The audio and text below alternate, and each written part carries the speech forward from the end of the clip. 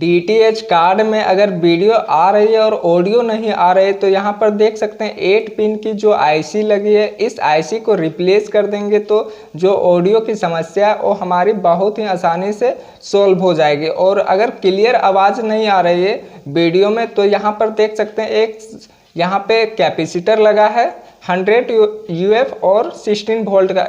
इस कैपेसिटर को रिप्लेस कर देंगे तो जो आवाज़ में समस्या होगी वो भी बहुत ही आसानी से सॉल्व हो जाएगी।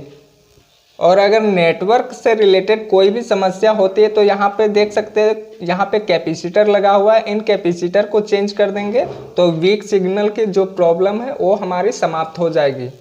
और अगर यहाँ देख सकते हैं एक IC लगी है, इस IC को रिप्लेस कर देंगे तो जो सिग्नल की प्रॉब्लम होगी वो हमारी समाप्त हो जाएगी। ऐसे ही वीडियो देखने के लिए चैनल को सब्सक्राइब जरूर करें।